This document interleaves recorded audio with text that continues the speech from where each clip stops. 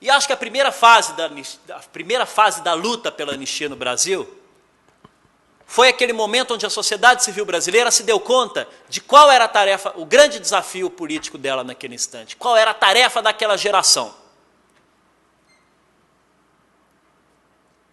Essa primeira fase da luta pela anistia é aquele instante onde a sociedade brasileira tinha o desafio de reconquistar a democracia, de reconquistar a liberdade. Essa era a tarefa histórica daquela geração.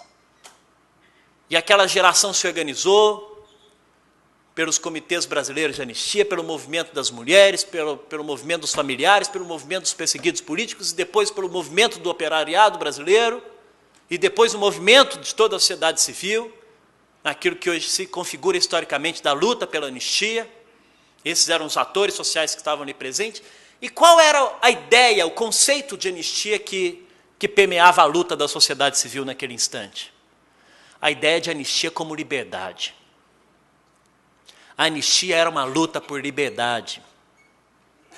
Todos estavam nas ruas reivindicando a devolução de seus direitos políticos, a possibilidade de recompor as suas nacionalidades, a possibilidade de voltar a ter liberdade de organizar-se nos partidos que quisessem, nas associações que quisessem, nos sindicatos que quisessem.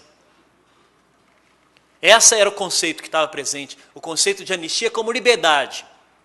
É evidente que a lei de anistia formalmente aprovada, o conceito de anistia do governo, da lei imposta naquele Congresso Nacional em 1979, que era um congresso controlado, onde 1/3 dos seus senadores eram biônicos, o conceito deles não era da anistia como liberdade, mas era anistia como esquecimento e como impunidade. Esse foi o propósito. Eu sou daqueles que divirjo que esse instante é um momento de pacto na sociedade brasileira.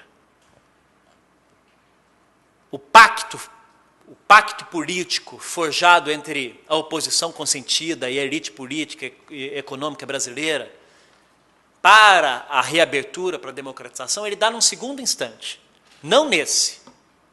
Não é em 79 que se firma um pacto. Eu acho que houve um pacto para a transição, mas não é em 79, não é da aprovação da lei de anistia.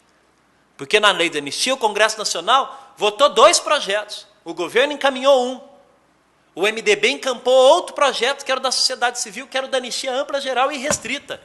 Ora, 2 projetos, um embate de 2 projetos dentro do Congresso Nacional, por votação de 206 a 202. Vem me dizer que teve pacto?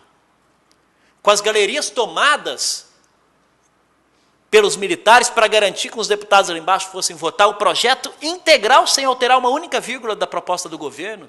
Que pacto? Não é esse o momento do pacto. Mas, de fato, a sociedade civil soube se apropriar daquela conquista como dela, embora não tivesse sido aprovada a lei de anistia ampla, geral e restrita, a sociedade civil apropriou-se daquela conquista como dela, aquela conquista da lei da anistia como dela, mesmo que não aquela que foi reivindicada, evidentemente porque o governo não queria nenhuma anistia. Então, é uma apropriação devida, adequada, justa, legítima. E eu acho que depois que reconquistada a democracia, restabelecida a ordem constitucional democrática, veio a Constituinte, a possibilidade de nós, no próximo período, podermos eleger diretamente o nosso presidente da República por voto direto, nós vivemos ali uma segunda fase da luta pela anistia no Brasil, pós-88. Qual era a tarefa daquela geração, da sociedade, dos militantes do passado, naquele novo momento histórico que o Brasil vivia? Não era mais reconquistar a democracia, nem reconquistar a liberdade, ela estava reconquistada. Mas era o de vivenciar essa liberdade e essa democracia. O de testar essa liberdade e essa democracia. Será que ela é mesmo ou não é? Né? É por isso que surgem novos movimentos sociais, novos atores, a partir de 88. Os movimentos sociais que no passado, todos juntos, tinham um inimigo comum, deixaram de ter. E até mesmo diante de toda uma aspiração reprimida por liberdade, por organização, né, até 1988, e com a pleia de direitos, novos direitos que a Constituição estabeleceu, os movimentos sociais se fragmentam em várias frentes. Surge o movimento social ambiental, o movimento social da criança e adolescente, o movimento social dos idosos, o movimento pela luta pela terra e assim por diante. O movimento homossexual, vários novos movimentos sociais. A tarefa era outra, era de testar. Será que a gente também, realmente, a gente pode também lutar pela terra, também lutar pelos idosos, lutar pela juventude, lutar pela... e assim por diante? Por novos direitos? Então, essa era uma nova tarefa. Evidente que os que foram atingidos pelo sistema repressivo permaneceram ainda também no seu campo de atuação em busca dos seus direitos. E o conceito de anistia, a ideia de anistia nesse momento no Brasil, ela não é mais anistia como liberdade, mas ela o conceito de anistia nesse momento é a anistia como sinônimo de reparação. Tanto é que a gente leu lá a palavrinha anistia no artigo 8º da DCT como reparação. Então, ela diz, é concedida anistia aos que foram atingidos por atos de exceção. E a gente leu aquilo como é concedida reparação. Criamos uma lei de regulamentação, a Lei 10.559, que é uma lei de reparação. Então, nesse instante, a segunda fase da luta pela anistia, o grande desafio era de reparar as consequências, né, que a repressão gerou no direito a um projeto de vida que foi interrompido por ela a milhares de brasileiros. E eu acho que a gente vive hoje um novo momento, porque me parece que nós estamos agora diante de um novo desafio histórico, de uma nova tarefa, e que a nova geração tem que levá-la adiante. Que tarefa é essa? Não é mais a de reconquistar a democracia, reconquistar a liberdade, testar e vivenciar essa democracia para saber se realmente a gente podia livremente fazer o que nós quiséssemos. Me parece que agora a tarefa histórica é a tarefa do aprofundamento, da democratização das nossas relações sociais. Pelo reconhecimento de que o autoritarismo ainda vige em diferentes espectros das nossas relações sociais. Que mesmo nas democracias nós ainda temos espasmos de autoritarismo. E que essa dimensão, esses espaços de autoritarismo, ainda permeiam muito das nossas relações nas universidades, dentro dos poderes públicos, dentro do trabalho, dentro da escola, dentro das nossas casas, nas nossas famílias, na relação homem e mulher, onde a cultura machista ainda é predominante. E a gente vê esses espasmos do autoritarismo refletindo quando enxergamos iniciativas do Ministério Público enquadrar movimentos sociais pela Lei de Segurança Nacional em pleno 2010, em pleno 2011. Ou quando nós vemos autoridades tentando proibir manifestações culturais, políticas, em defesa de direitos, tentando proibir marchas, tentando proibir organizações da sociedade civil, tentando proibir até o baile funk dentro do morro. Ou quando a gente ainda vê a polícia ainda promovendo execução sumária, justificando pelos autos de resistência, como aconteceu nos crimes de maio aqui em São Paulo recentemente. Ou quando a gente vê uma sociedade onde os direitos civis ainda não são plenos, onde segmentos conservadores da nossa sociedade são incapazes de admitir o reconhecimento de direitos civis, ainda no campo dos direitos civis de determinados segmentos sociais, como é o segmento dos homossexuais, que não tem a sua condição de vida pessoal reconhecida legalmente pelo Estado. Esse conjunto de espasmos autoritários ainda estão presentes. Nós ainda temos tarefas de democratização das instituições e das relações sociais. Eu acho que esse é o desafio histórico dessa nova geração. A nova geração é todo mundo que estiver vivendo nesse tempo, independentemente da idade, né? Porque aqui é um aspecto eminentemente simbólico, né?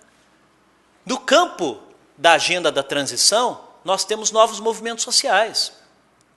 Quando a juventude vai às ruas e reivindica o direito à verdade, o direito à justiça, o direito à memória, como dela, nós estamos diante de uma novidade. Porque aí a dor foi desindividualizada. Não se trata mais de olhar para essas violências como um problema particular das familiares ou dos que foram acometidos por essa violência do Estado. Quando a juventude se apropria do direito à verdade, do direito à memória, como um direito dela, nós estamos diante de um momento de formação política muito bem-vinda. A dor é desindividualizada, nós estamos diante de uma vitalidade democrática, de uma nova cultura que se instala. E o conceito, a ideia de anistia, que hoje permeia a luta dessa juventude, sem falar, evidentemente, daqueles que estão lutando desde sempre, mas dessa nova geração, dessa nova juventude, eles não estão mais aqui disputando. Eu acho que nós temos que ter clareza em relação a esse desafio. Não se trata mais agora de reivindicar o conceito de anistia como liberdade. Não se trata mais de reivindicar a anistia como reparação. A palavra de ordem é anistia como verdade e justiça. Essa é a nova ideia, esse é o novo conceito de anistia que está colocado, que me parece que é a força no campo das ideias que mobiliza essa nova sociedade. Eu acredito que essa terceira fase da luta pela anistia é uma verdadeira batalha jurídica e política. Política, porque nós estamos tratando da possibilidade de reconhecimento de novos direitos. Eu tenho denominado eles de os direitos da transição. Não são direitos de transição. Direitos conquistados em razão do fato de nós termos vivido uma transição e que passam agora a ser incorporados pela cidadania. E mais, esses direitos poderão ser utilizados para qualquer outro tipo de violência, qualquer outro tipo de violação dos direitos fundamentais. O direito à verdade, o direito à memória, o direito à reparação, o direito à justiça. O direito à verdade hoje poderá ser reivindicado para tudo. O direito à memória em relação à violência dos crimes de maio, em relação à violência na favela, em relação à violência contra os MCs, que estão sendo mortos sucessivamente, executados sucessivamente pela expressão das suas ideias, pela força do conteúdo das suas músicas.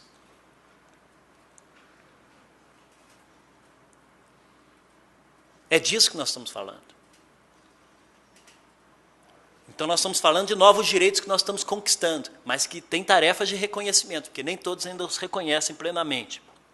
Eu acho que é uma batalha jurídica, política, porque ela invoca a dimensão transgeracional do dano.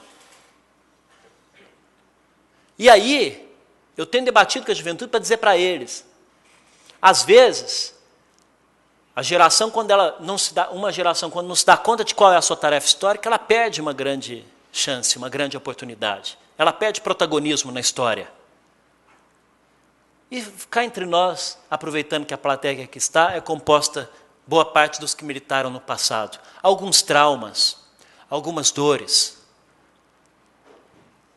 Ninguém tem o direito de exigir que essa geração que foi atingida, ela mesma seja agente transformadora desse trauma.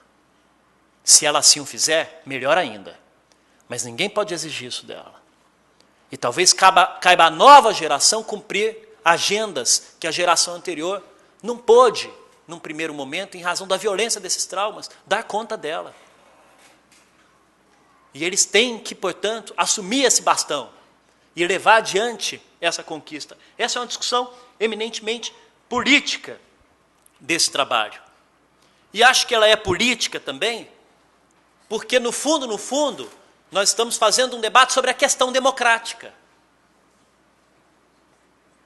A questão democrática, por um determinado tempo, foi esquecida. Como se a democracia no Brasil tivesse consolidada, a democracia no Brasil é um ganho sem retrocesso, não há possibilidade de rompantes autoritários novamente, não há possibilidade de quebra de quebra de institucionalidade. Afinal de contas, a gente tem tido eleições sucessivas, nós temos tido alternância do poder de grupos políticos distintos, o que é evidentemente uma grande virtude.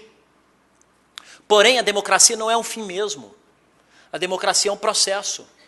E se nós não criarmos instituições que permanentemente semeiam esses valores democráticos, nós perdemos a disputa para o pensamento autoritário, para o pensamento conservador. Até pouco tempo atrás, em nível federal, o único órgão existente para cuidar da democracia. Eu tenho órgão para cuidar do tráfico de pessoas, tenho órgão para cuidar da Previdência, tenho órgão da agricultura, para cuidar de turismo, né, do direito das... Não tem que ter um órgão para cuidar da democracia permanentemente? Defender a democracia, valorizar a democracia? Né?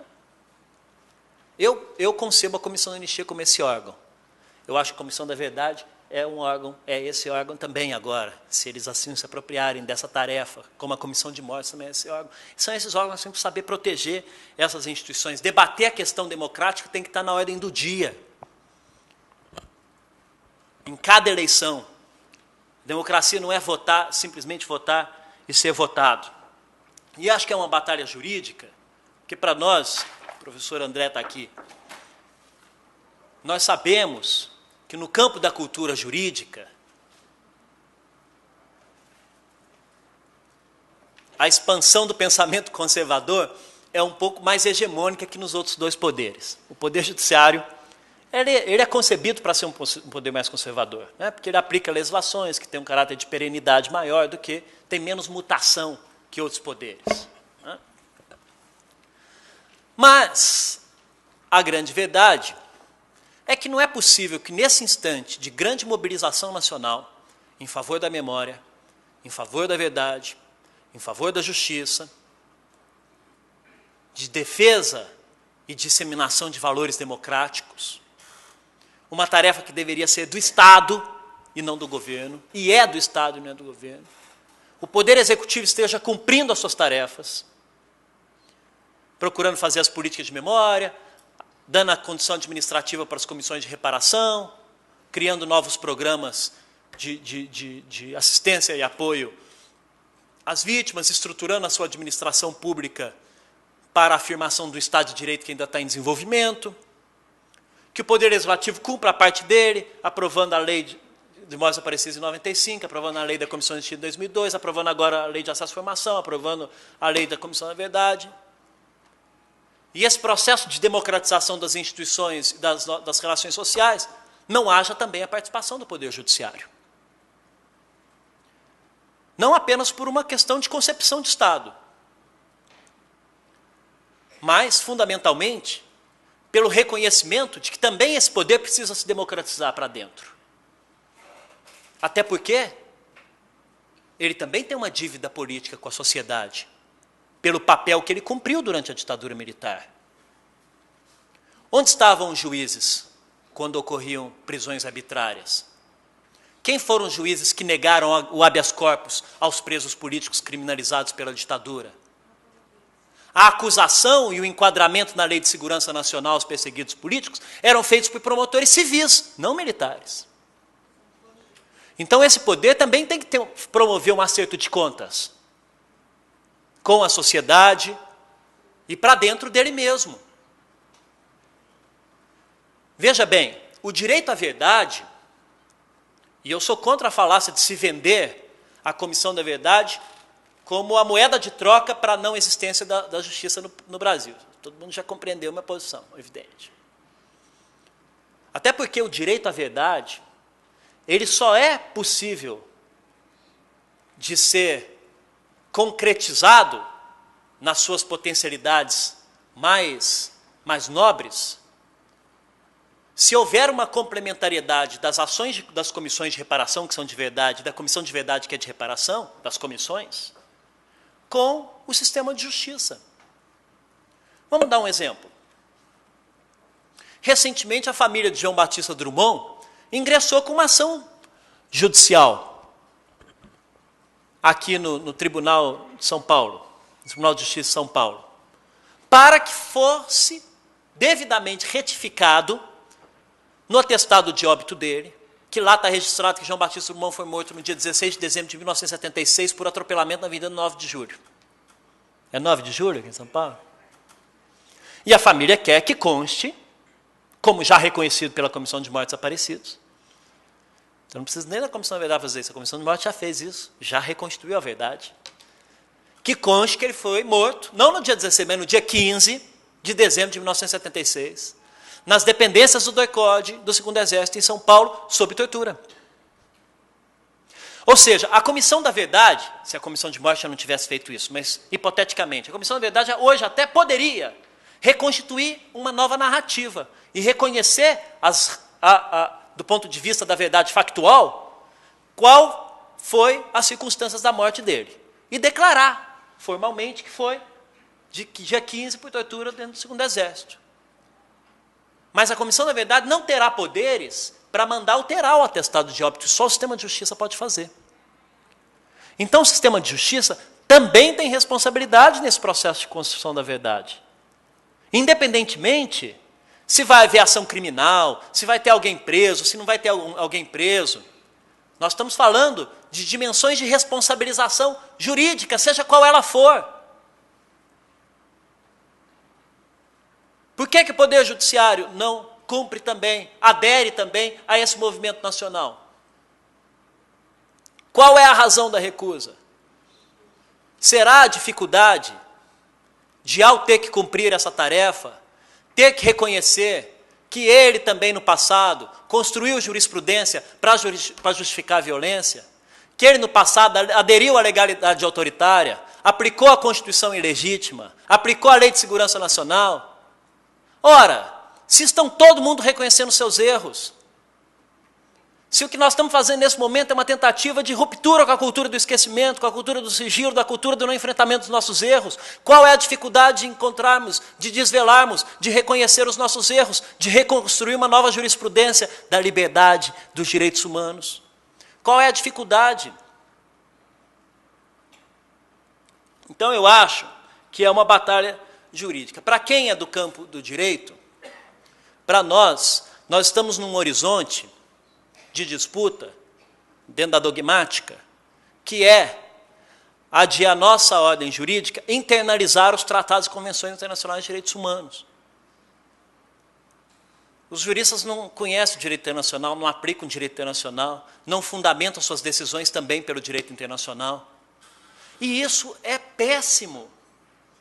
É péssimo, porque deixamos, pela construção jurídica da jurisprudência, deixamos de fazer parte de um processo civilizatório, de um processo que se inaugura a partir do pós-guerra, com a criação dos tribunais internacionais, onde nós dissemos para toda a sociedade, a civilização mundial, ou pelo menos ocidental,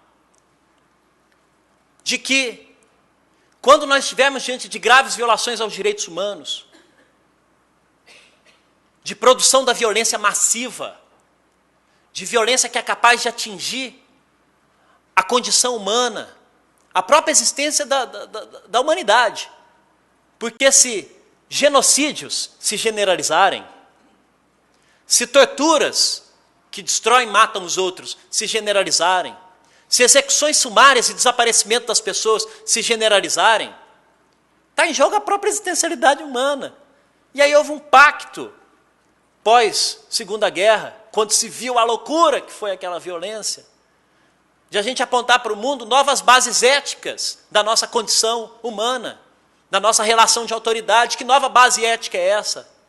A do reconhecimento da tipologia e dos crimes de lesa humanidade. Ao dizer, ora, a violência é um fenômeno da vida, nós não vamos conseguir extingui-la. Mas tem um tipo de violência, um tipo de violação, que a sociedade exprime para o mundo a ideia de que, se ela acontecer, ela necessariamente, um dia, será apurada. E aí você projeta uma mensagem para o futuro. A qualquer tempo, em qualquer lugar. Claro que tem uma dimensão ética, a ideia de que uma violação a um cidadão lá na África, ela me ofende aqui no Brasil. E aí eu não vou exigir que todos sejam humanistas. Mas tem uma dimensão política, tem uma dimensão jurídica. Porque o contrário dessa tese, o contrário dessa compreensão jurídica, é a formulação da regra de ouro do autoritarismo, que é a seguinte mensagem: ditadores do futuro, genocidas do futuro, algozes das democracias, façam o que quiser quando vocês estiverem em correlação de forças, quando vocês tiverem o poder. Os direitos não importam, o que importa é o poder, apenas e simplesmente. Façam o que quiser, só não se esqueçam de, antes de sair, aprovar para vocês mesmos uma lei perdoando a vocês. Porque se fizer isso, aí está tudo bem, vocês podem dormir tranquilo. E nós estamos aqui, então, reconhecendo uma tipologia de crimes. Eu sou adepto do direito penal mínimo. Não acho que o direito penal é a solução para os conflitos da sociedade. Agora, qual é, então, o mínimo desse direito penal? Se não, exatamente, os crimes de lesa humanidade. Se não existir direito penal para genocídio, para execução sumária, para desaparecimento, para tortura sistemática, eu não acho que o direito penal é para o pobre coitado que está furtando ali fora e abarrotando as nossas cadeias. Ou as inúmeras prisões preventivas que têm sido declaradas. Recentemente saiu a pesquisa mostrando qual é o perfil dos presos no país, nas nossas penitenciárias, que eu particularmente considero o problema de direitos humanos mais grave do Brasil hoje, que é a questão dos presos e a nossa questão penitenciária, pelo conjunto das pessoas que estão lá dentro. Então, se formulou a seguinte ideia: crimes de lesa humanidade são impassíveis de anistia e de prescrição, poderão ser apurados a qualquer tempo, até porque eles envolvem traumas fortíssimos, e às vezes uma sociedade demora 20, 30 anos para superar esses traumas, para adquirir forças novamente de empoderamento, para poder se recolocar na apuração desses crimes. Porque se eu emitir para eles juízos de prescritibilidade comuns a qualquer outro crime, de 5 anos, de 10 anos, de 15 anos, nunca, nenhum deles será responsabilizado. Porque é muito difícil superar esses traumas, eles requerem tempo, novas conquistas. Então essa ideia que está presente na ideia dos crimes de lesa humanidade, eu acho que por isso que ela também é uma batalha jurídica. Em última análise, o que está implícito também é a de criar uma jurisprudência de reconhecimento do direito de resistência. Porque o judiciário terá que, ao se redimir, ao eventualmente promover uma responsabilização, reconhecer que aquele que foi atingido, estigmatizado como terrorista, como subversivo, na verdade ele estava no exercício legítimo de direito de resistência. E a jurisprudência de reconhecimento de direito de resistência dentro do direito é difícil, que nem os movimentos sociais, quando se organizam, o pessoal reconhece aquilo como direito de resistência. Está lá todo mundo querendo pegar quem participou daquela ação política naquele instante, para poder enquadrar ele em qualquer dispositivo de responsabilidade administrativa e penal. Então, é reconhecer o direito de resistência. Olha que nós estamos falando de um direito liberal, profundamente liberal. O direito que foi a base das revoluções burguesas, né? Quando a sociedade rejeita o poder soberano, reivindica o seu direito de resistir contra a opressão. Um direito liberal que funda o Estado moderno liberal de hoje, as bases liberais da nossa sociedade. Então nós estamos falando de liberdade. Não é possível, né? Então, meus caros, eu finalizo, porque eu já falei demais, eu me senti emocionado pela presença de alguns que aqui estão e me empolguei, desculpa. Mas eu acho que nós sabemos denominar, identificar, conceituar esse momento que nós estamos vivendo como a terceira fase da luta pela anistia, é colocar no presente os valores daquela sociedade que lutava lá naquela época, conectar aquela época com a época de hoje. Transmitir para a nova geração a responsabilidade, a coragem, a determinação, os valores que naquela época muitos de vocês foram capazes, diante de condições dificílimas, de promover. E que nada justifica.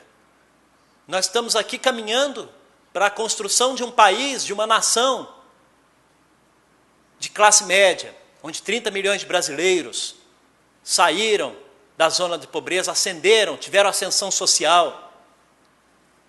Isso é valorosíssimo, muito importante, fundamental. É o desenvolvimento posto na nossa cara, que tanta gente lutou. É a pauta de pré-64 interrompida. Agora a gente vendo acontecer. Agora, não basta.